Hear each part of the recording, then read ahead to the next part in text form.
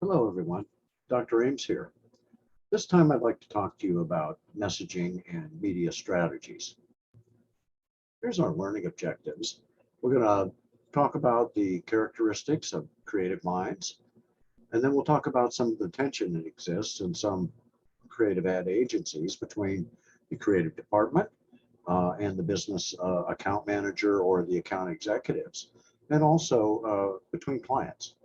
And then finally, we'll discuss the role of teams in managing those tensions and promoting creativity that's really needed when we talk about integrated marketing communications. So let's get right into it. The main thrust of this discussion is really going to be about creativity itself and how that is what is needed to be successful, but is also a source of a certain amount of tension. Um, Certainly, we would have to say that in the promotional atmosphere of IMC, that creativity plays a significant role. You have to break through that pervasive clutter of advertising messages that is out there. Consumers are constantly bombarded from various mass mediated channels and others with all of these promotional messages. And it's often some different twist on creativity that allows a message to get noticed. And if anything, you want your message to get noticed so that perhaps the consumer will give it the time of day and actually engage with you somewhat. So when we talk about creativity in general, just to define it, I find that there are definitions aplenty out there. This particular one doesn't satisfy me much, but let's go with it because it's what we've got. Let's talk about it. Creativity is the ability to consider and hold together seemingly inconsistent elements and forces, making new connections. Okay, I really get the part about making new connections as far as creativity is concerned. Um, the idea and the end result that you want from creativity and your promotional marketing messages is to make a new connection with a consumer of one type or another, someone in your target segment. The ability to consider and hold together seemingly inconsistent elements and forces, well, that just depends. That's one way to define it. Sometimes it's very homogeneous elements that we can get a huge amount of creativity in. So I would hate to define creativity just saying that it's only inconsistent things and forces that you've done something to that makes people notice it in a sort of creative sense.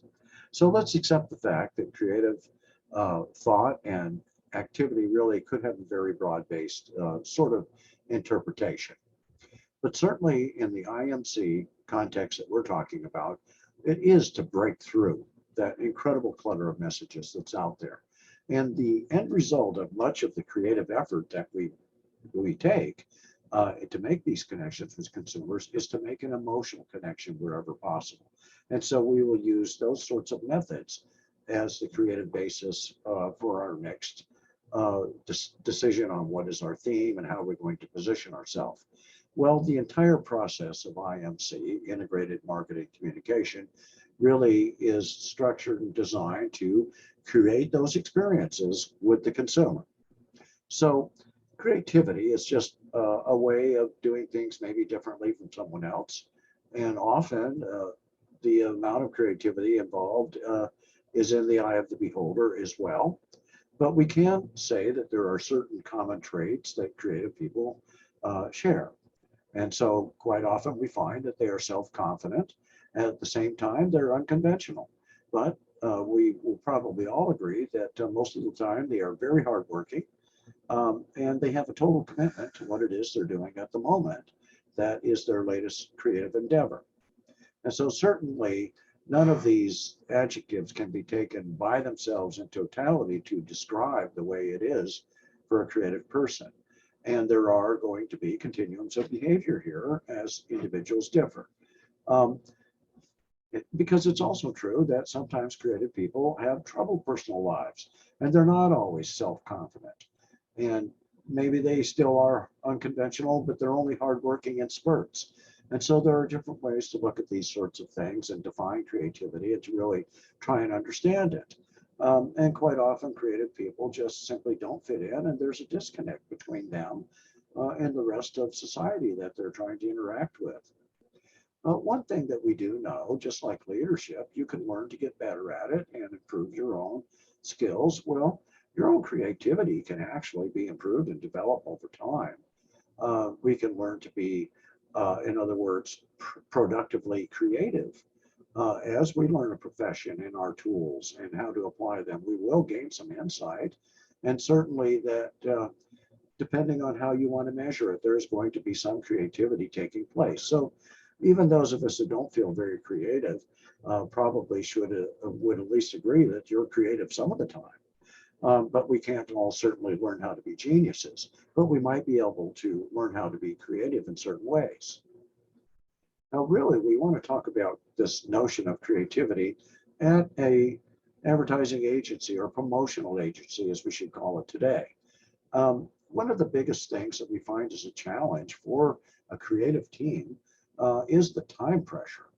And then there are two divisions really in an ad agency. You have the creative department and the staff who actually put together the substance and content of a promotional campaign, the various elements of it. And you also have the account manager and the account executives who are overall in charge of that, plus the budget.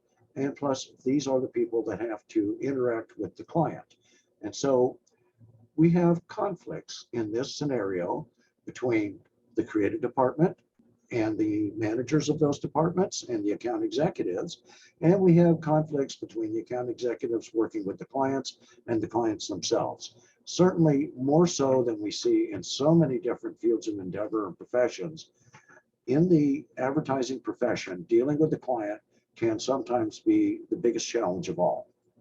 So the social processes that you're going to run into in a typical ad agency are struggles for control and power. And this might be within the department or between departments or between the hierarchies of management.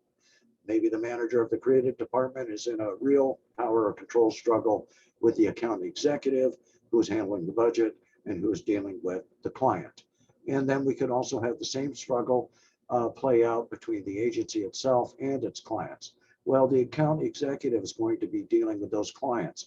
And the way that process goes and how successful he is and how accommodating and how well they can work together is also going to be reflected in how he handles the creative department itself and how well he liaisons and interacts with that creative department. So as you can see, there's plenty of opportunity in this particular environment for tension. And so it is certainly also fueled by that uncertain nature of the creative process. For instance, not everyone knows what it is to be creative. They don't understand it. And for instance, some people, account executives who may have a marketing degree, but they aren't particularly creative themselves. And so they're fine when they're running the operation or they're handling the budgetary parts and so forth, and even interacting with the clients. But they may be asking, like a lot of other people do, what do creative people really do all day? Because it may be to them, from their perspective, they see long periods where people are just sitting around or they're thinking or they're surfing the net. Creativity is not something that you can structure or formalize or teach in the sense of this is how you do it. You can get better at it. You can get better at your profession and learn those tools that will make you better creatively and so forth. But it's not something you can turn on and off that easily. So right there, we have a little bit of source of tension as people don't always understand each other. So as it says here, perceptions do vary. Clients see creativity as an overall trait possessed by the agency itself, while people within the agency generally are placing responsibility for creativity within that creative department, not with the people who are maybe overall in charge of the process of what's going on and getting the jobs for that creative department. So often the biggest obstacle that we find in the creative process is the client, and they often tend to dominate the process. They'll veto very good workable ideas, impeccable ideas that have proven track records when they have no expertise of their own. And they do this quite often, and research shows that this is a problem for ad agencies for quite some time. Owners clients vetoing ideas when they don't have expertise. And it just makes the process more time consuming and expensive.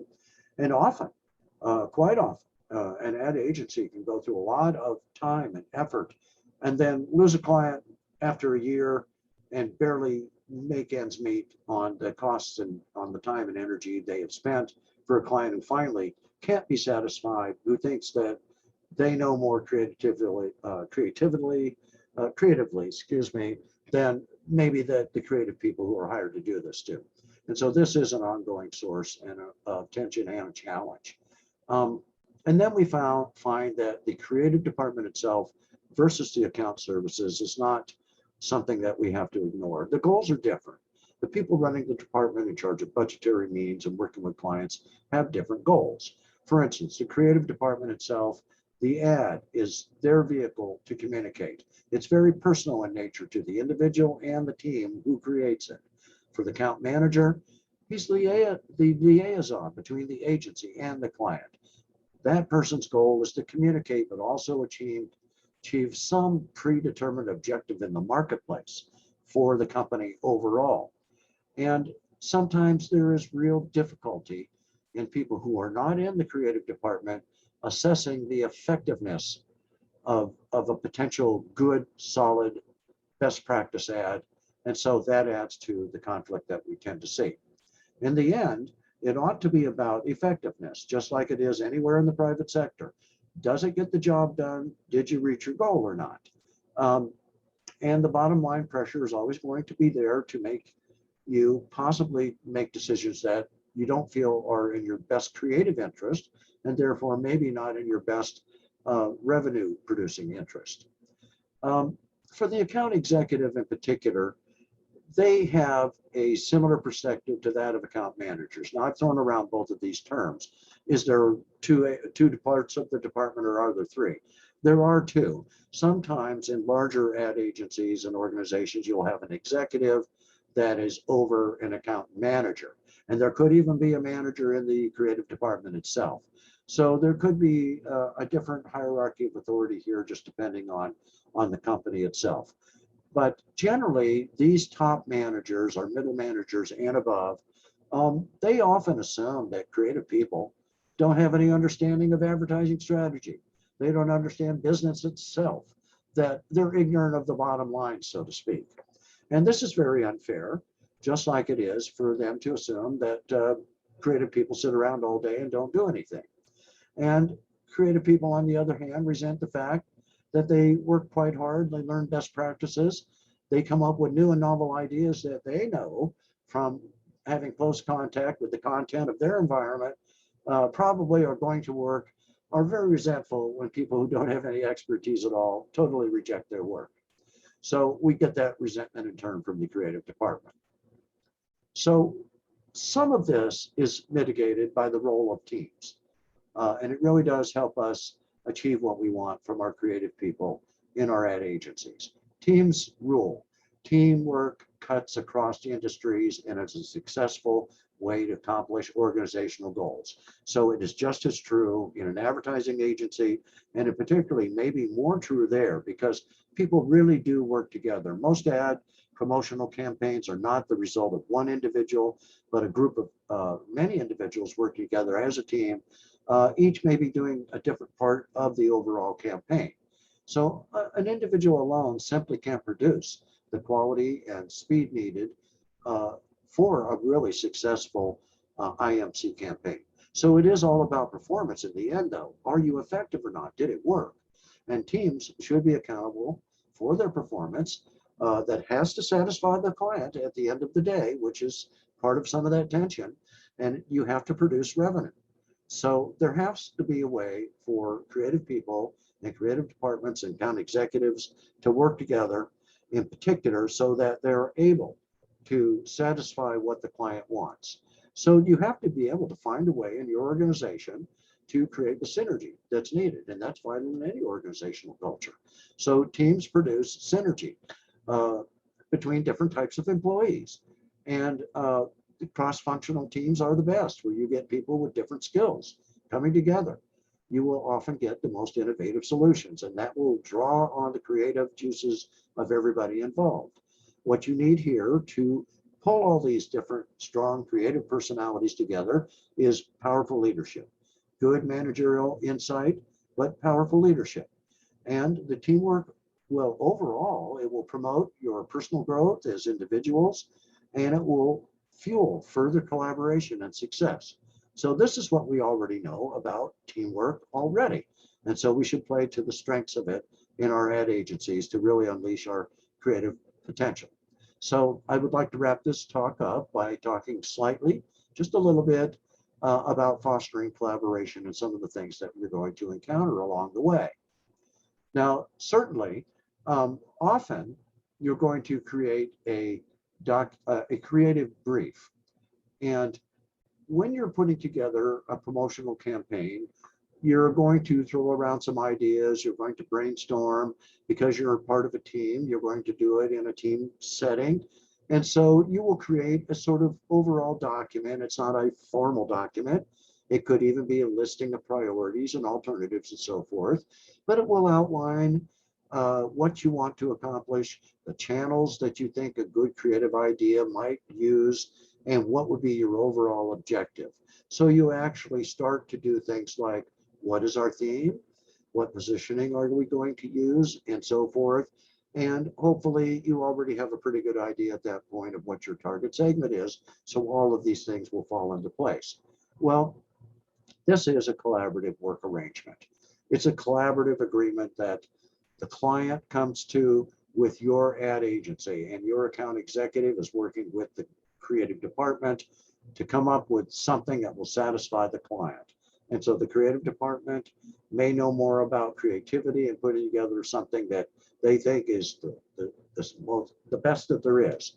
But you also have to face reality and sometimes give people what they want, and then hope that even though it is not as good as you thought, that you could come up with, it satisfies the client and you've produced revenue. So a good account executive will have some leadership skills. He will understand these forces that are in play, and he can leverage his thinking into a successful promotion. In other words, he knows how to be a successful liaison between the creative department and the needs of the client. And this means taking all of the steps that promote good team practices. So you appoint the right type of people to be on the team. You make sure that the leader of the team is a good, strong leader, understands team dynamics and so forth, can avoid the pitfalls and so forth that we already know about team dynamics. You have to understand that different individuals think differently. So understanding the cognitive styles of the persons on the team is really going to be helpful. And we all have different ways of thinking about and solving problems. That's why we use teams to really take advantage of all those different perspectives to generate, generally, when you're solving a problem, a list of alternatives to choose from to get the best solution. Along the way, you should have a good exchange of ideas, a clash of ideas. Creative abrasion is okay, as long as you keep it within the dimensions of good spirits, teamwork, working together. And so a clash of ideas and a slight little bit of abrasive ideas is okay, but you have to know, and particularly this will be the charge of the leader of the team, to make sure things are held under control, because creative people often are unique individuals, and you are going to have some interesting and unique personalities in an ad agency, in particular in your creative department. So you can have this abrasion with ideas, or you can have it with personalities. Now, certainly, this is something that we already know is one of the downsides of working in teams. So again, a good team leader will not let these types of abrasion get in the way of creating what you need to do to solve the client's needs. And finally, this is the atmosphere where brainstorming is one of those tools, in particular, that you can use to have a highly organized approach to generating ideas. Because if you can get a cross-functional team of people with different ways of thinking and doing things and with different skills, you're going to get a lot of different sorts of ideas generated that may be complementary in nature. And you can really come up with some good solutions to what you're trying to accomplish. Okay, folks, that's all I want to talk about this time. I'll talk to you again soon.